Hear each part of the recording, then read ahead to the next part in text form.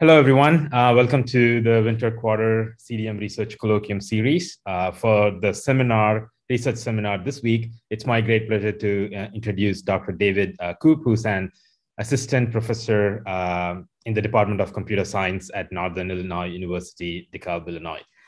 Dr. Koop holds a bachelor's degree in mathematics from Calvin College, master's degree in computer science from University of Wisconsin-Madison, and PhD also in computer science from University of Utah. Prior joining to NIU in 2019 fall, he was an assistant professor at the University of Massachusetts, Dartmouth. Dr. Koop's primary research interests include data provenance, data science, and data visualization. His lab's overarching research goal is in developing methods that improve our ability to understand and use it. Some of his ongoing research projects include data flow notebooks, interactive web provenance, and marine traffic analysis. A fun fact about Dr. Koop is he enjoys playing Ultimate. We are really glad to have you at our colloquium today. The title of Dr. Koop's talk is Reproducible Computational Notebooks. Welcome again. Thank you for being here today, and please take it away. Thank you very much for that introduction. Even snuck in my hobbies, which is great. But I will be talking about one of those research interests today. I'll be talking about sort of this idea of notebooks and how that fits into computational science. And so the title of the talk is Reproducible Computational Notebooks. Many of you are probably familiar with computational notebooks, things like Jupyter. They exist in other languages, Mathematica and things like that as well, for those who've seen them in the past. But I think this fits into sort of a broader context of data analysis. And when I talk data analysis, sometimes we think about that as sort of the completed pipeline, if you will, of taking data, running some computations on it, generating some results. Often these are, can be just tables or numbers, but they can also be visual results. And then by looking at those results, understanding them, processing any visual cues and things like that, we gain knowledge, right? And that's obviously the goal of data analysis, to inform ourselves, gain something from the data. And of course, this pipeline looks very nice when you lay it out in a published paper or something like that. But when you think about how it actually occurs, you're actually going through this process and iterating through different steps and going back to different steps, right? So taking the knowledge, looking at the outputs again to sort of understand based on your initial understanding, maybe going back and looking at some particular data points, or changing the computation, doing some new computation, or even going back and gathering more data, right? So this exploration step is really critical in data science and data analysis. And one of the pieces that I sort of focus in on the computer science side is this idea of taking outputs and sort of reusing them in other computations, right? So if you sort of simplify the graph, factor out knowledge and things like that, you can look at taking computations, generating outputs, and thinking about how you can use those outputs in new computations, right? So generating a table and then saying, well, if I visualize these attributes, maybe I can find some correlation or things like that, or find a trend or something like that. And notebooks are a nice medium in order to investigate these sorts of analyses, right? Ranging from things like Mathematica or the online Wolfram piece, where you sort of have these inputs and outputs. You have sort of richer visualizations that sometimes can be seen as the outputs. Languages like R, also popular in data science, have similar flavors of things where you can step through different pieces of code and see the outputs in line. And then other things that exist on the web. For JavaScript, for example, this observable notebooks, which has sort of more interactive visualizations that it supports as well. But my focus has been on Jupyter Notebooks. They're probably one of the more well-known notebook mediums. There are millions of these that have been created, growing out of obviously a root in the Python language, but also supporting other languages like Julia. And again, we see these sorts of themes where we have sort of smaller snippets of code and these rich outputs. And so, I like notebooks. I think they're really great for data analysis. Some of the features that I think are really nice are these digestible blocks of code, right? So I don't have to compile a big, long set of source files and sort of run the program for a few minutes before I get my output. I can run snippets of code and see intermediate outputs, right? And not only are these outputs something that I can see more quickly, but often they can be richly output. So things that are visualizations or sort of HTML tables instead of dealing with text or things like we might be limited to in a terminal environment. And then another piece of this is because we have these snippets of code, we can take variables defined in one part of the code and look at them in other parts of the code, or even outputs that are defined in one part of the code, reusing those in other code. And then one of the features that really lends itself to exploration, but also can cause some problems, is this nonlinear editing. Being able to pick any cell in the notebook and go back and change something about it, change a parameter, change how something's being computed, and then sort of re-executing that to see some new output. So, as I've been hinting at, notebooks are great, but sometimes there are things that we don't quite know how to deal with, like taking someone else's notebook and really finding your way through it, right? That can often be difficult. Even if you go back to a notebook that you created 2 years ago or 2 weeks ago, or maybe even 2 days ago, sometimes recalling what was going on and sort of that mindset and what variables are floating around isn't as straightforward as you'd like it to be. So in this example, we have these data frames, which map from the pandas, popular sort of data analysis library in Python. And we have this variable df that's sort of littered through all of these different snippets of code. And in the last cell on the right-hand side, we see df being used.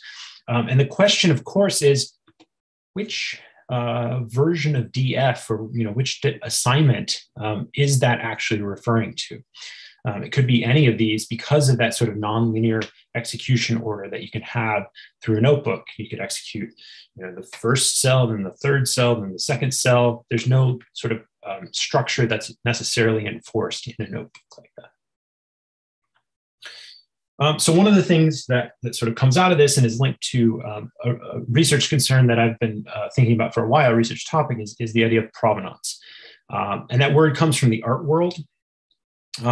Linked to sort of you have a painting that's hanging in a gallery somewhere. Sure, it's tagged as a Rembrandt or something, but one of the things people care about is whether that's an authentic painting.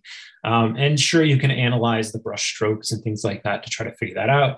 But maybe knowing where that painting's been, when Rembrandt handed it off to whoever sort of commissioned it or things like that, and as it's changed hands through different buyers or galleries, that sort of lends more create a sort of veracity to understanding where that this is a true Rembrandt or something like that. So in science, this is not something that's maybe been called provenance all the time. Words becoming more used in different, especially computational science communities, but tracking this sort of idea of how experiments progress is something that's certainly been around for a while and really integrated into sort of the scientific method, keeping track of what's going on. So, yes, we see the published paper and it's, all polished, lays out the ideas of the work, the main results. But really, if you want to sort of build on that paper, often it's nice to be able to see, how this result was achieved, right? What were the computations? What was the input data? And that's going to allow people to sort of reuse and reproduce and really build on what's been done in the past. So in notebooks, this sort of correlates to sort of what's the history of how the notebook was sort of generated. And an exemplar notebook is pretty straightforward in that you have sort of this top-down ordering of the cells, right? You just read the code in order like you would read a source code file. And that's really encouraged by Jupyter. There's sort of a run all or run all below or above menu commands that sort of imply that cells are meant to be run in this sort of linear order. A confusing notebook certainly can arise in a venue like Jupyter, though. And so, this is similar sorts of notebook. We're still analyzing this penguin data, but we see some things that are a little bit different here. So 2 cells have number 4, right? Whatever this numbering means. Instead of seeing things in sort of this numeric 1, 2, 3, 4, 5 order, we have cells that share the same number. In addition, we're missing some cells. So we jump from sort of this cell number 1 to this cell number 4. And we have some things that are out of order. So we go from cell 5 to cell 4, and then on to cell 6, right? So it certainly seems that something that is not the normal top-down numbering is going on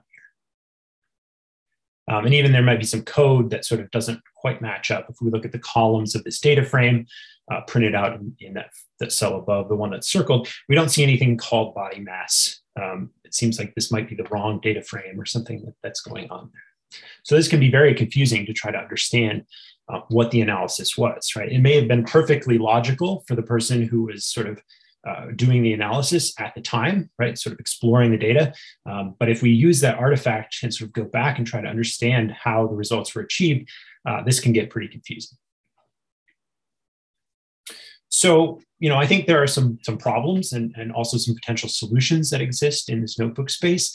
And I think the problems are kind of rooted in this idea that, I can't just rerun things the way I expected.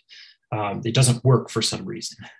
Or maybe it does run, but the results don't match up to what I saw in the past, right? So notebooks actually preserve not only the code, but also those outputs. So when you open a notebook, you'll see the outputs from the last time it was run. And so you can kind of check whether when you rerun the notebook, the outputs match up. And users can kind of get lost trying to figure out what's going on, and this sort of leads to less productivity. So there's some solutions to this. We've worked on this data flow notebooks, work that I'll talk more in the second half of the talk on, to really improve the notebook structure, try to sort of enforce some structure on how cells are linked together. But there's also been some recent work on establishing more sort of best practices for writing notebooks, some linting help. There's been some work in the database community looking at how to alert users when things might be sort of headed in the wrong direction, or maybe some cells need to be re-executed. And there's also been some work on maybe even trying to fix these errors. But one of the things this doesn't address is sort of all the notebooks that are already out there. So like I've said, there are millions of these notebooks available on GitHub.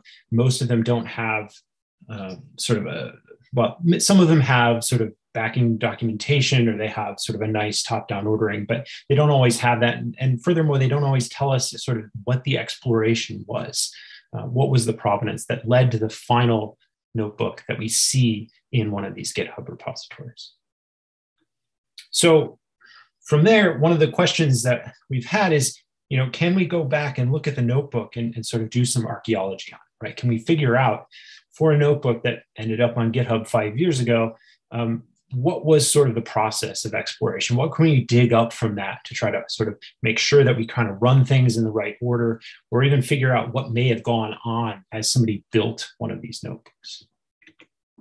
So it's really about sort of understanding the past, not necessarily sort of alleviating these problems in the future, right? That's some of the goals of the other work that I mentioned. So the task here is, given a notebook, can we infer its provenance, right? This chronological record of executions. And then sort of how well does this actually work, right? Anecdotal evidence leading us to build the data flow notebooks work sort of said, there's problems with this, right? We're not going to be able to get the full history from what's left over in the notebook, or what's saved in the notebook usually. So what can we use to do this work? Well, obviously the notebooks, right? And the notebooks leave some clues. They leave these numbers, these execution counts, and they also have the outputs that are available there. But things that you don't get to see is if a cell was deleted, it's deleted. You don't see any sort of record of that. If a cell is executed more than once, you don't get to see the different outputs from each one of those executions. Or if a cell was sort of moved around, that isn't tracked as well. It's only the final state of where the cells are. There also is another sort of interesting artifact that sort of came about with the IPython code. So this is limited to Python code, but that stores the executed code. All of those blocks of code, those cells that are executed, actually end up in a database. And this is stored in a sort of a dot directory. And some folks on GitHub actually check these in and sort of keep track of them and maybe sort of sync environments or things like that. So you can actually find some of these files on GitHub. This was inspired by the work on ND safety that Mackey et al. Did. But these session histories don't actually tell you which notebooks the code came from. They sort of say this was code that was executed, but you don't get to know exactly where it came from. So what I'd like to show is sort of how these things are synced up, assuming we had links between them, before we dig into sort of what can we learn from them. So here's sort of a similar notebook to the ones that I've been showing. If I execute a cell, it shows up in the session history.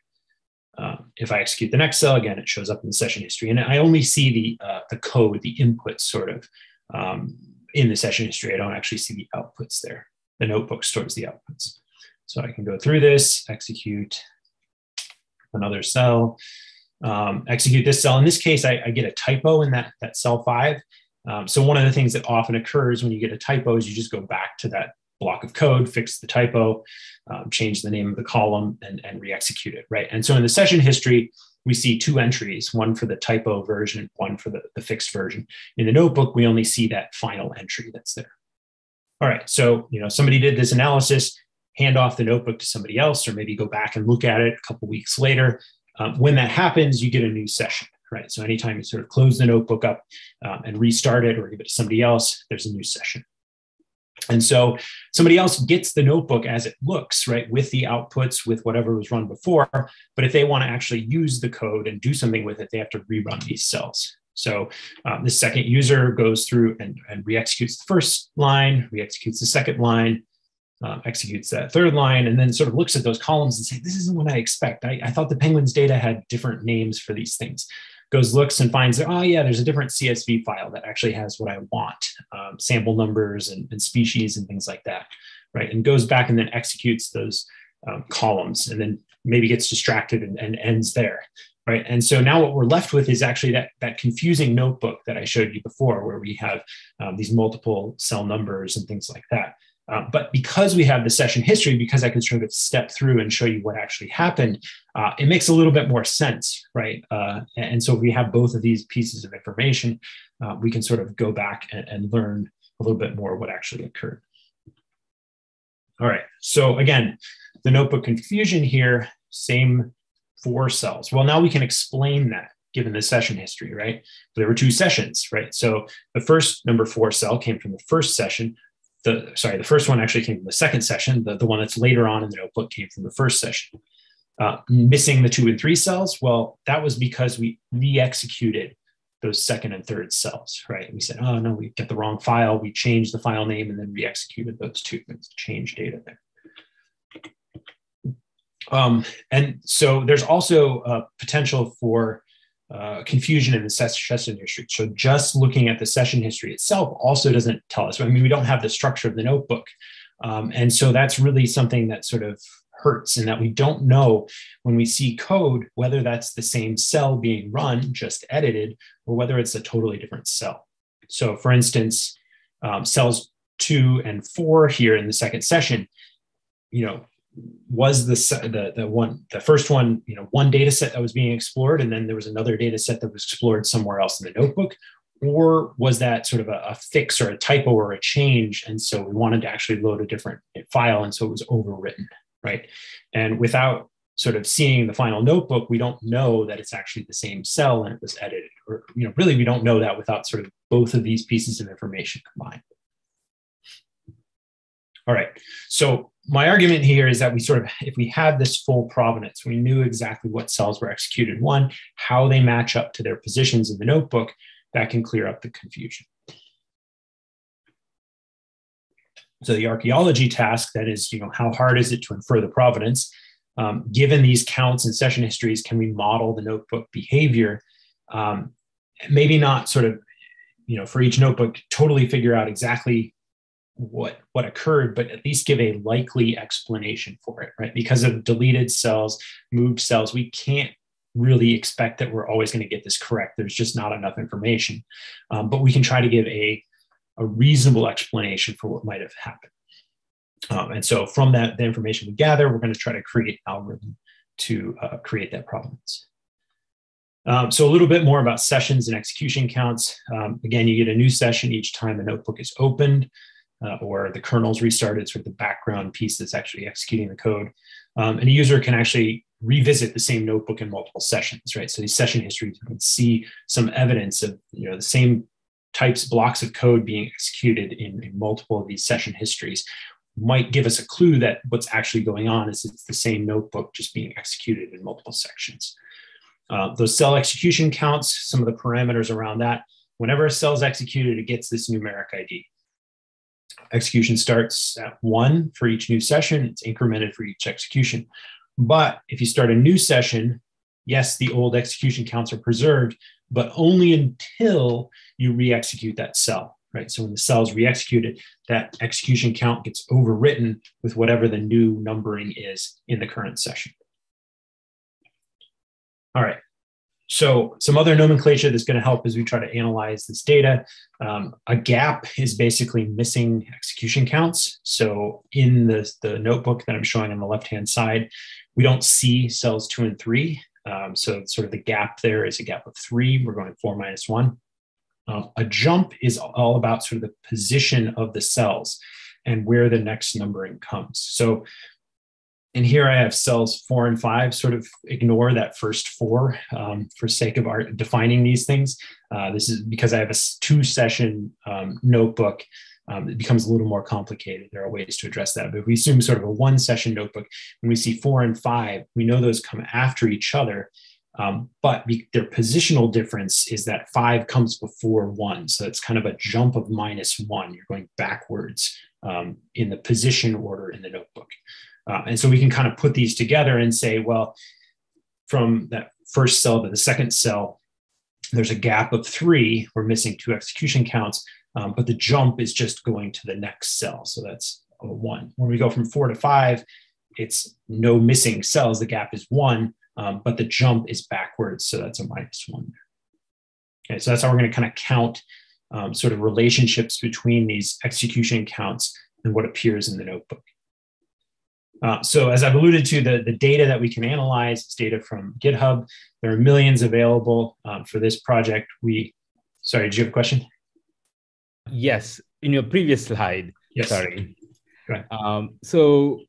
So 1 to 4, there is 1, 4, and 4. Yeah. So if it is, which 4 is that referring to? No, yeah. So this isn't totally the best example. That first 4, think about it as a 2 or a 3. For now, that would actually help.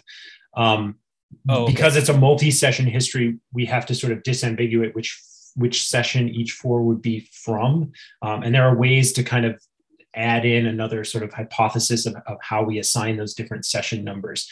But if we assume there's only 1 session and that first 4 was a 2, which I should really change in the slide to make it make a little more sense, then you would have sort of the ability to know which 4 we're going to from 5 and whether it should be a jump of 1 or a jump of -1. Okay, got it. Sorry. You didn't mention it. I totally missed it. That's all right. Anything else while we're stopped here? Anybody else have anything? Okay. Okay, so what we're going to do is try to sort of get some understanding of what notebooks actually, session histories actually look like from GitHub.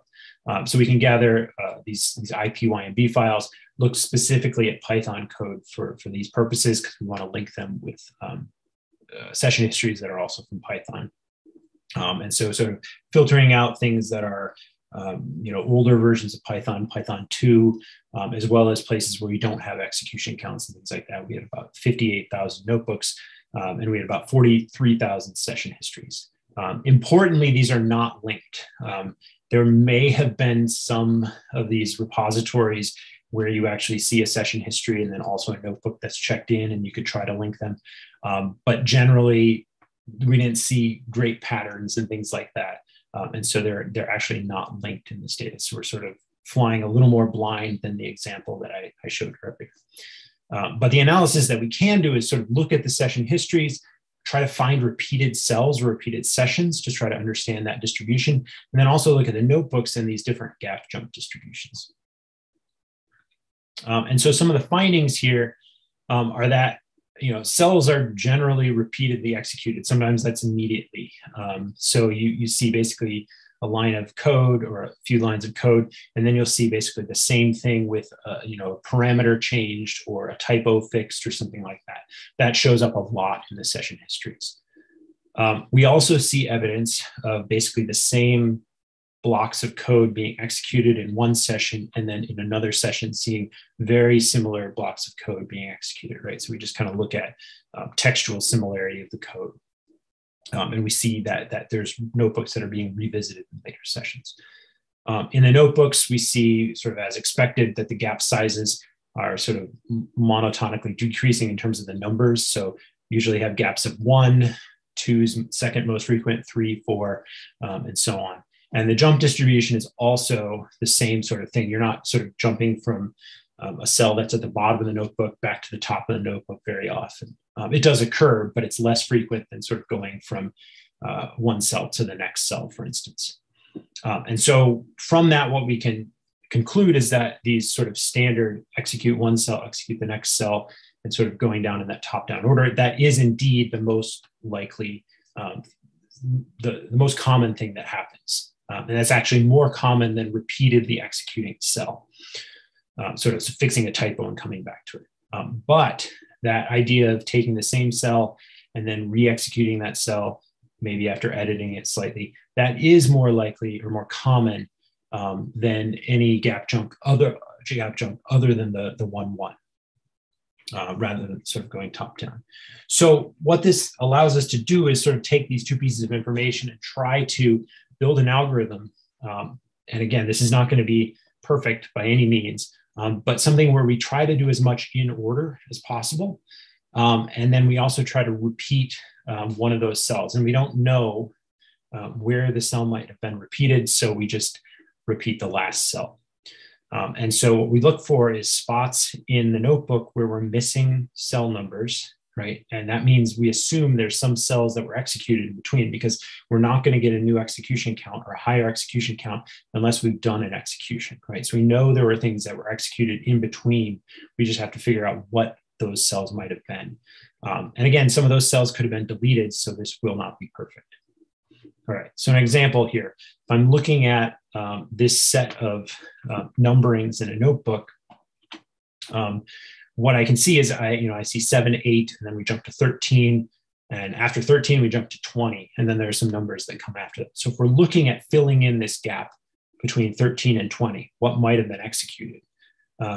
What we can look at is trying to think about all of those places where we see execution counts that happened after 20, because what that would mean is that we executed the cell, cell execution 14 may have been then overwritten when we re-executed it with execution 23 or 22 or 26, right? Something that happened after cell 20. The ones that come before, we kind of have to leave as is, right? So those cells that are highlighted in green, things that we can sort of play around with, because we know they could have been re-executed after cell 20, that one at number 20 was executed. The ones at 7 and 8, we can't really reuse, right? So what this allows us to do is sort of like fill in the blanks now after 13. And so taking this principle of usually we go cell to cell to cell to the next cell, we can fill in those first 3 blocks with 14, 15, 16, right? Because again, they would be re-executed later on. And then we jump over those other cells and we can fill in 17, 18, 19, left with the problem that 20 still hasn't been executed.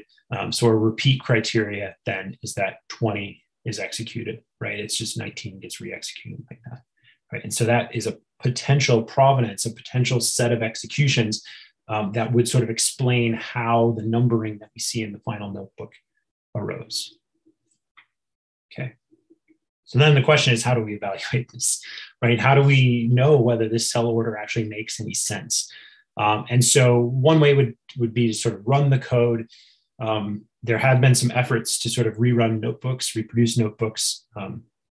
Pimatel, the folks behind PyCharm, also did a re-execution sort of check. And one of the things that they found basically is it's very hard to do this. There's a lot of things that are involved in terms of pulling in the right libraries and things like that. So what we're going to do is sort of a simplified version, looking at the abstract syntax tree, looking at where variables are loaded and where they're stored. So store is sort of assignment, a load is then using that variable somewhere else, or the value associated with that identifier. And then what we can say is that a cell is out of order if we see a load before a store. And I'm showing this example in the bottom half of the screen as sort of, top-down ordering, but it doesn't have to be that way. This could be, think about it as the history, right? So the cells could be in any order in the notebook, but the numbering that I extracted, right, with the algorithm where I was filling in 13 to 20, whatever the numbering that I'm extracted, I'm going to sort of look at that and look at that ordering and see if there's a place where I'm referring to a variable before it's been assigned to, right? So in this case, the top cell I'm looking for this variable df. df isn't assigned to until that third cell in that execution order that I have there. And so that would be out of order. And so using that idea, we can kind of look at places where our numbering doesn't work, or places actually in the notebooks where the numbering doesn't make sense. Something else must have occurred. And so we can look at sort of three approaches. One is this algorithm that I presented, the inferred order. Another is just to execute cells in a top-down manner, which is sort of what's advocated by Jupyter, right? Sort of they expect things to go in that sort of linear order. And then one in between is sort of just following the numbers, right? So taking the execution counts and sort of just following. So you see 1, 2, 5, 6, and you just follow those no matter where they are positioned. And so the results here is that we find, many more out of order using the execution count or the inferred order.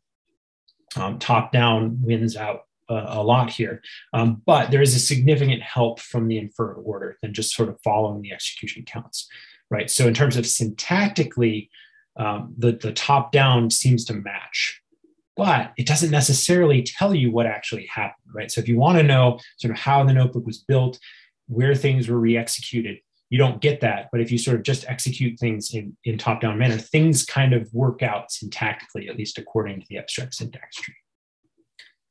So, sorry, I jumped ahead of myself, but positional order really seems to work best syntactically, but the ability to re-execute doesn't actually tell us what happened, right? That full provenance that really explains how you get one of these confusing notebooks.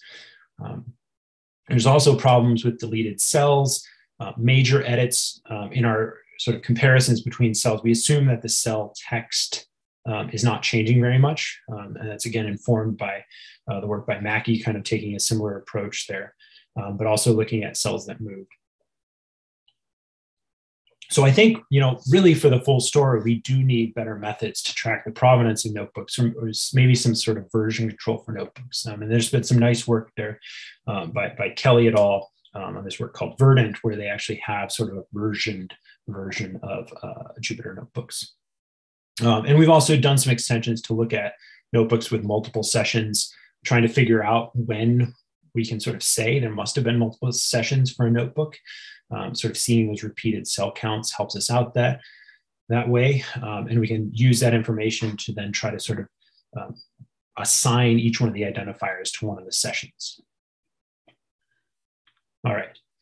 So that tells us that, okay, we can try to figure out through the notebook archaeology what happened in terms of the provenance for a notebook, but there's still problems there.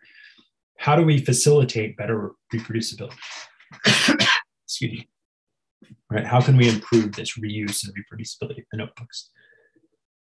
So back to that example that I showed in the introduction, where we have these different references to the variable df, or different definitions of this data frame, right? And we have these three possibilities for what we may be referring to, right? How do we do better than that? How do we make these dependencies more explicit and sort of stronger links between cell to cell? So one of the solutions that we've proposed in the data flow notebooks work, and this has sort of been an iterative process and thinking about different ways to do this, but the current state is to sort of allow variables to be reused, because that really helps people's working memory, right? Like, if I want my data to be in this variable df, and maybe I'm going to change the name of a column here or there, but really it's the same sort of data. it'd be nice if I can always refer to it by that variable and not have to sort of rename it or something like that. But if I want to go back to a particular sort of version, if you will, of that data, it would be nice to sort of be able to point back to the output that I want, even though they all have the name df, right? And so the way we do that is with these tags. So you'll see instead of numbers, we have tags like full or over 30 or under 25, or in the top left, sort of this hash identifiers. And it indicates there's no ordering going on here. If you move cells around, if you re-execute things, you sort of don't have this problem of sort of numbers that make it less clear what the actual dependencies are. All right, so here's an example sort of showing the soccer analysis that I'm using as a running example in sort of the general notebook here. This bit in the second cell highlights some other work we've done with sort of improving the output, making richer outputs. But for this, we'll just sort of scroll through it. And we can do some analysis here, like, okay, I want to get rid of this long name for this column and just name it age. And then I'd like to look at all of those star players that are sort of over age 30, right? And now I might also be curious, what about those players that are under 25? Well, that didn't quite work because the DF, I'd sort of redefined that for only the players that were over 30. So I actually have to go back and reload the data. And then I can scroll back down to my cell where I'm checking for players under 25. And okay, now I get the players that are under 25. And I sort of have to go through this jumping through hoops, reloading the data because of that redefinition of the variable. And I can create, you know, a bar chart, but now I'd like to do that for the older players too. So again, I have to go back and update things. But before I do that, the key thing that people tend to do is just create a new variable, right? Make it clear what's being referred to. But I still have to go back and sort of rerun the cells in order to get that variable defined correctly again, right? So I have to go and rerun this after reloading the data. Now I have that. Now I can reassign, you know, the under 25 players as well. And I can refer to those explicit variable names and make it clear what's going on in the code. Right, so this is the common solution that most people would use in the current Jupyter environment is name the variables differently, right? Sometimes you have to pre-plan or go back and rerun things in order to take advantage of that. All right, so in the data flow notebook sense, we sort of can do the same piece of exploration, but take advantage of some of the stronger links here. So again, here's an example, sort of looking at different nationalities. With richer outputs, we can sort of browse this in a way that makes a little more sense. Right now, it's just looking at straight text. We can use the rich outputs that Jupyter has.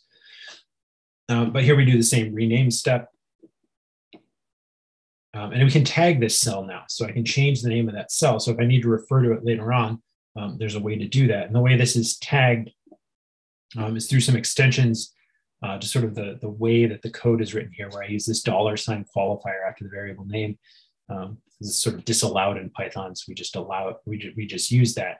But what you'll notice is each one of these identifiers also gets appended on with one of these sort of scopes that says which cell it actually came from, right? So when we go back and look at the code later on, we know explicitly which output is being referred to here. And we can build these strong links from one cell to the other. It doesn't require you to type those in, right? If you type in something like a tag, when you execute it, what's actually being stored behind the scenes is actually that persistent identifier, this hashtag, basically. But you don't have to write like that. You can write with the name of the variable as you have it in your working memory, right? So this allows you to not have to go back and re-execute things. You just can re-tag things and take advantage of some of the caching that exists in Jupyter and IPython. All right, so what this gets at is sort of a broader distinction in Jupyter notebooks and notebooks in general. One where we have notebooks that are sort of exploratory, new data set, want to sort of understand what's going on there, find some interesting characteristics, versus really trying to explain the results, say, of some computation, right?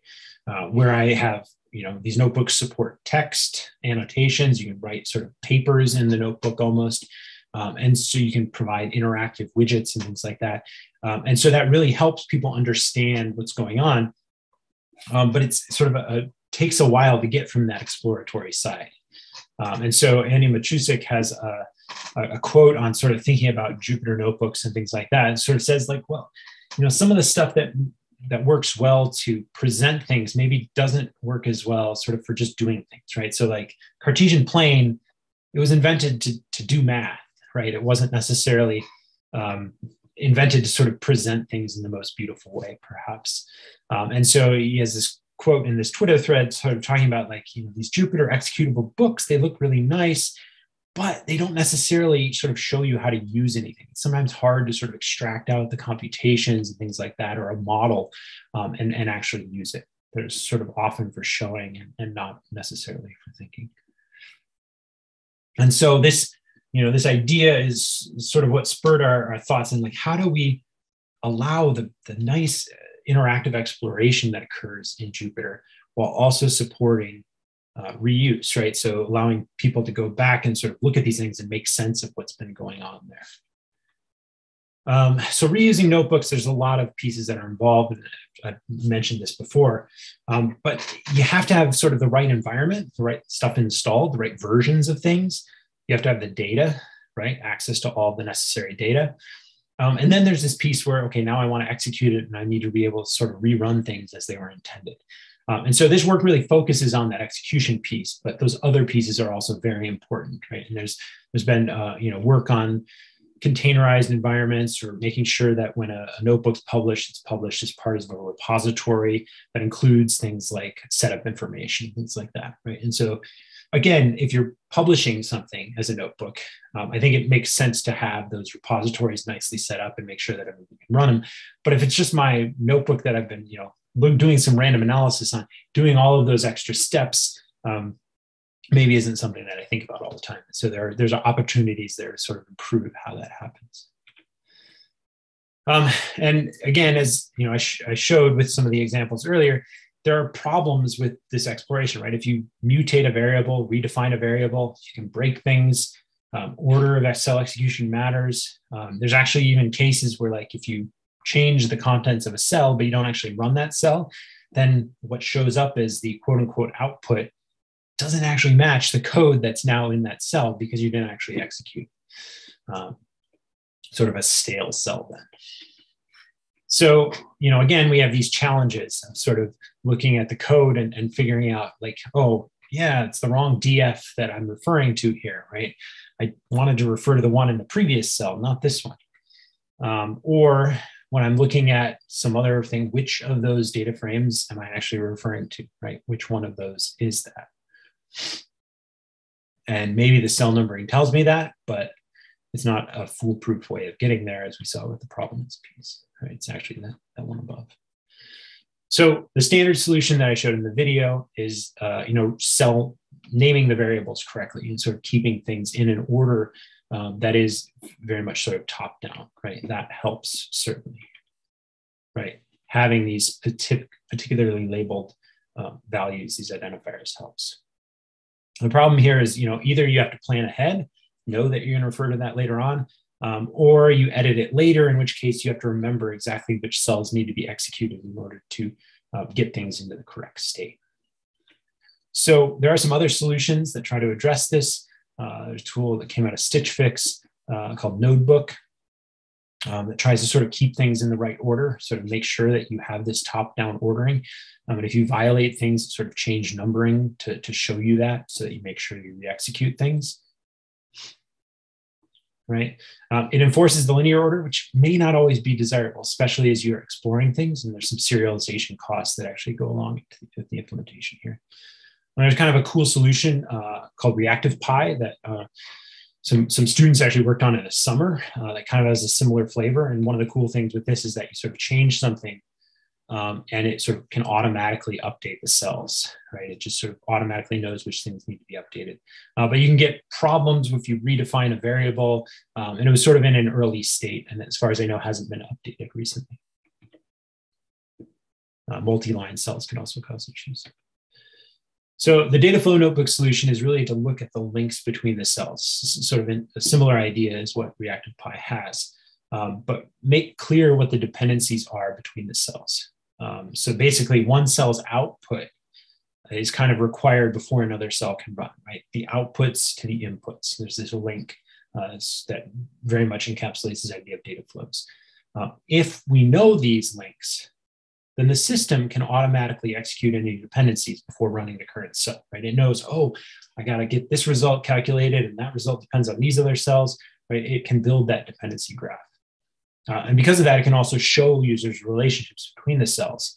And that just furthers the reproducibility because, I can pick a cell and run it, and the notebook can kind of figure out, the system can figure out what's required to be run and what order things should be run in order to generate themselves. So the big sticking point and the thing that we've thought about for a while is how you define and encode these links. And this is actually something that IPython thought about long ago when it first came out. Fernando Perez and Brian Granger had this article, and they say one of the features of a good interactive computing environment is access to all session states. So like being able to reuse previous results, as I showed in some of the examples. And in the IPython sort of console environment, things like underscore, where that's sort of the previous result, or underscore n, where I can point to a result in the past, or even there's sort of a dictionary that stores all of the outputs that's keyed by, again, this numeric identifier. And those things actually sort of go over into the Jupyter Notebook world, right, where things can be a little more nonlinear. The problem is that they don't update, right? So if I refer to something in the code with these numeric identifiers or underscores or anything like that, the minute I re-execute something, those references in the rest of the code become pretty stale, right? So I'd have to go back and sort of update all of those cell numbers whenever I change one of the cells. There may be ways to make that more automatic, but it is sort of a problem there. So one of the first ideas was to try to sort of add persistent IDs, right? So these gobbledygook sort of hexadecimal things maybe look like get hashes or something if you've seen those. And the idea here is like, make it clear that there's no order between the cells, right? We're not going to try to do the 0, 1, 2, 3 sort of thing here.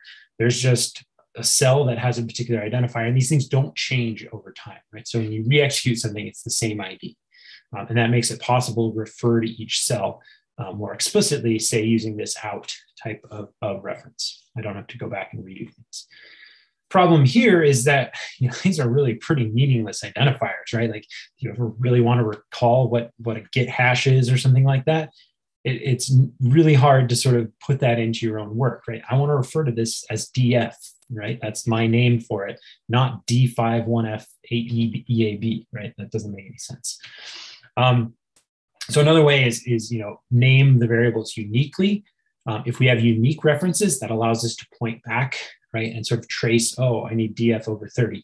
Where is DF over 30 defined? Oh, it's in this third cell. I can rerun that, or I can sort of draw these links here. The problem is that, like, when I redefine something, okay, I want to rename this column, I can't just say that's DF now, right? That's DF2 or DF3. And so I get into the same sort of numbering problem that I had before.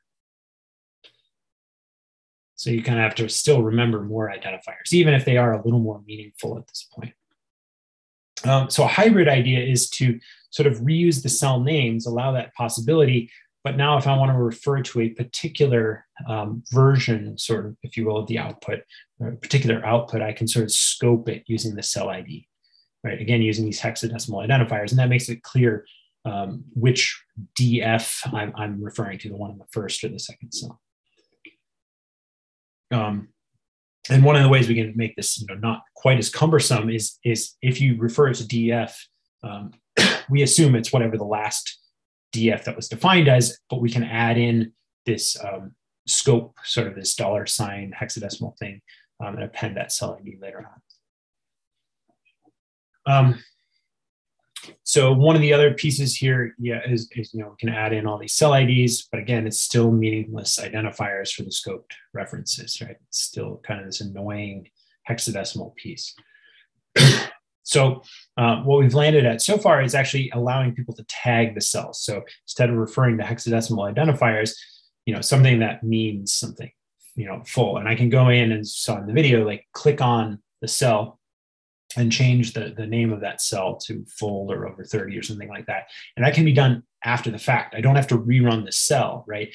Because we are actually keeping track of all of these intermediate outputs. It's just a matter of being able to reference them. And so I can write the code in a way that refers to particular things in a way that I can remember better. One of the things that happens on the back end, though, is whenever you execute these cells, those tags are transformed to persistent cell IDs, right? So what's actually stored is still this hexadecimal reference, the persistent ID, so that even if you change the tag at some point in the future, you will know what was executed in the past, right? So this allows for things to be updated while maintaining this sort of full provenance piece. So I don't have a lot of time to go into the details, but how this works is sort of twofold piece. One is working on the IPython kernel. The other is a Jupyter Lab notebook extension. So sort of a front end and a back end to Jupyter, and you have the kernel and then the notebook extension.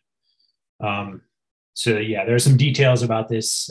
You can look at a JupyterCon talk or something on things like that. But there are these different pieces that occur here. And we have some ways to sort of how do we think about outputs and how do we display different outputs, right? And one of the things that I think is important is making more of the output visible and visible in a way that people can make use of it. So making use of rich outputs and things like that. So we can refer to the identifiers as sort of unscoped, persistent, and tagged. Persistent meaning sort of this persistent identifier, tagged being a user-defined tag that could potentially change and potentially move. So one of the things that still needs to be done is sort of the translation between the persistent, tagged, and unscoped identifiers, right? So if somebody wants to edit a cell that's been switched to one of these persistent tags, that's pretty annoying. So being able to switch to whatever the current tag is or make it unscoped or things like that would be a nice aid in terms of matching how people want to code while still maintaining these strong links between cells. We have some stuff from older versions where we had sort of icons for the cells, looking at things that were stale or had errors. NV Safety did a nice job of updating that for Jupyter Lab. And some other things we thought about are sort of graph visualizations or links from the variables that are used in a particular cell, sort of showing where they were defined in other cells. And then a sort of reactive mode like Reactive Pi has as well. So here's an example from an older version of the Dataflow Notebook work, looking at something like a histogram plot. And one of the things you might know about histograms is that the bin size tends to be important, or the number of bins tends to be important in order to sort of understand the distribution. And so one thing we could do here is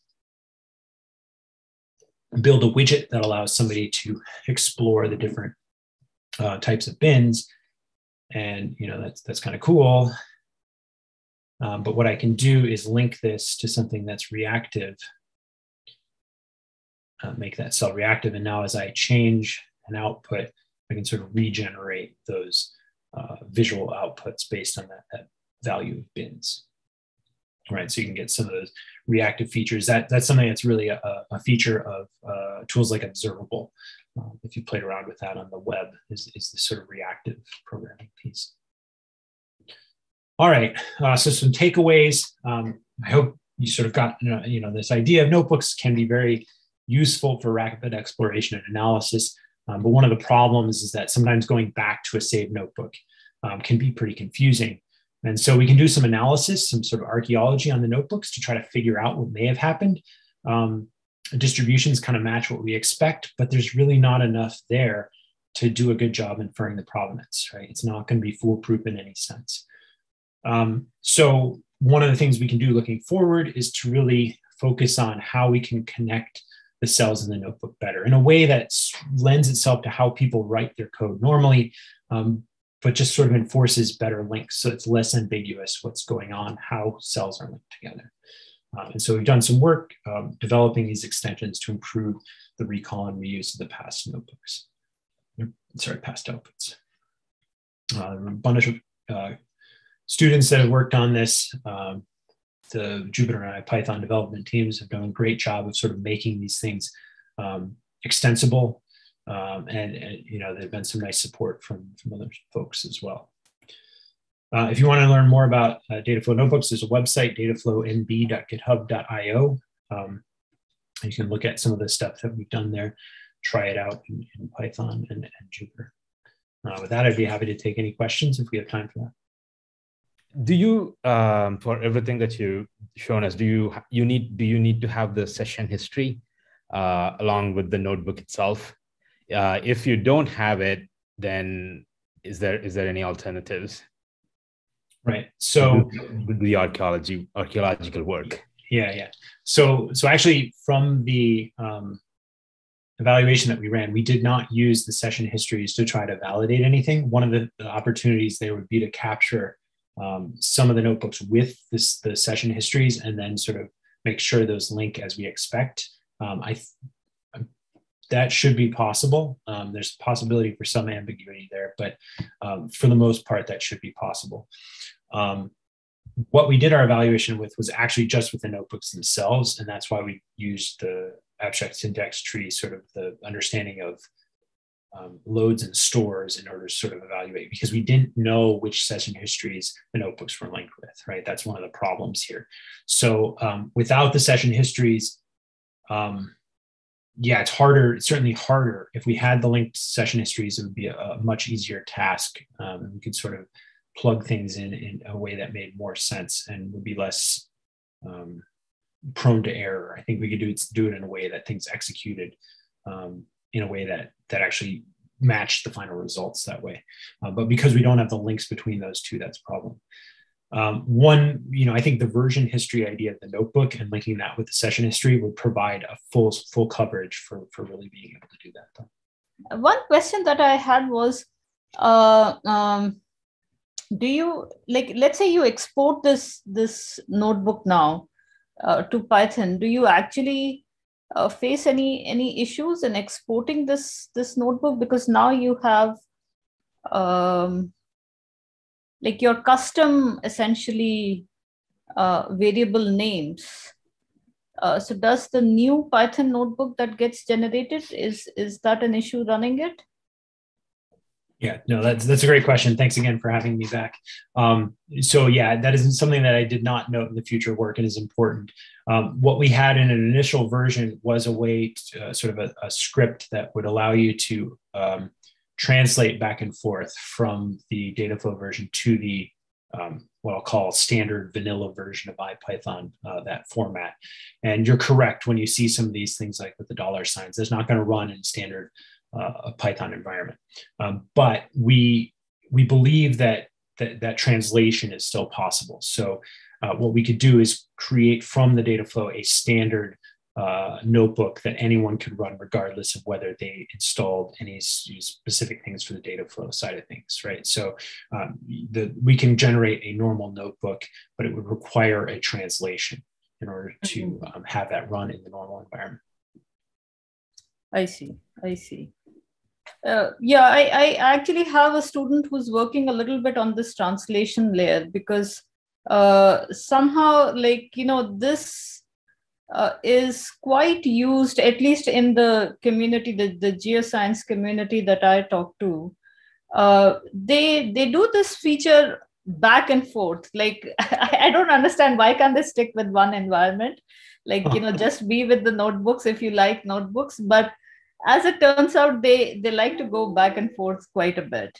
And it's sort of coming from the fact that, often when you have to move to HPC environments, you won't have a Jupyter Notebook, the interactive part. So they do some development over there, and then they go back so that translation actually becomes quite important. And it seems that Jupyter has some plugins, but they don't have. So it's an interesting part. You want certain features of the notebook to go back be preserved in the normal Python program, but they don't get preserved. So it's an interesting aspect that, whether you improve the notebook or do you improve the Python program, or how do you do it? Yep, indeed. Yeah. It's interesting that they go back and forth. Right, right. Yeah. So I also sort of have, does this introduce a sort of a provenance model, which is a tree or a graph? Like what would be because notebooks are linear, right? So as I'm seeing, you are going back in the cells and then sort of branching off and producing some cells from a given cell through these persistent IDs. So I, as I assume, you are in an interactive mode. So is this like something which is like a tree, or does this work like a graph from a provenance perspective? Right. Yeah. No, that's another great question. So that's another piece. What I envision, what I would really like to explore is a solution that has version history. So like this Verdant work by Kelly et al. And trying to think about how that meshes into this data flow piece. And sort of how you best present that information. If you know, right now the data flow is very similar to data flow notebook. It's very similar to standard notebook, and sort of whatever you see is what will run. You don't really worry about stuff that used to exist, and you don't go back in history to look at it. But I think, really, as you point out, really the best way to understand the full exploration, the full provenance, is to know what's been tried in the past. And so when you have that, I think it would look, you sort of have this linear history in that, this was done, then this was done, sort of the chronological history, right? But then you also have the potential of sort of like thinking about it in a more nonlinear way of like what happened in this cell or this set of cells instead. So I think there are some really interesting ways to try to explore that, but we haven't done that yet because we needed that version history piece. And so I think it's Carrie et al., not Kelly et al. They have a nice solution for that in Verdant. So I'm looking forward to trying that out and doing some integration. So which work are you mentioning? It's Verdant. It's sort of more HCI. Mary Beth Carey did it as part of her dissertation work. I think she was at CMU. I see. Maybe if you can share that link, that would be helpful. Yeah. Track that down. Yeah, I there's this recent work also by some folks at Berkeley. I think Aditya's group who is that the Mackey et al. Yeah. Yep. No, that's great stuff. Yep. Right. No, those are pretty interesting things. Yeah. We also have been looking at how we can integrate notebooks with SciUnit. So we've been able to integrate notebooks with SciUnit. So you have environment now that comes along with the notebook. You can create a container, but within like session is something which is altogether a different beast. So if you run sort of straight, like if you run a notebook straight, all good, you can have all your environment as well as the complete record of notebook. You can make edits to the notebook, create different versions of that notebook. But again, it's a linear execution, like you just go from top to bottom. Interactive is interactive in the sense like when you are developing a notebook, that's a different beast. Yeah.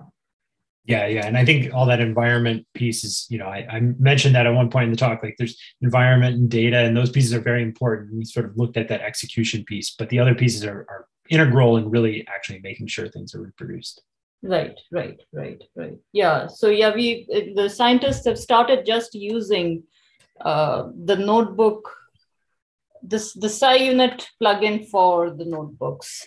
So now it preserves the environment. They can go from one hub to another hub, carry the environment with themselves, and the notebook just replays. So it's been an important step, at least since last year when I spoke with you. Yeah, that sounds great.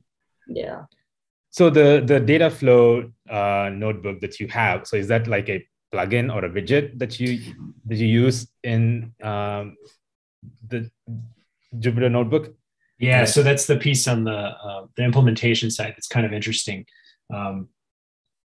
So one of the things that the first iteration in Jupyter Notebook, which was sort of the precursor to Jupyter Lab, was really sort of a hack in that we sort of hacked into the way the JavaScript code is, as well as the kernel code.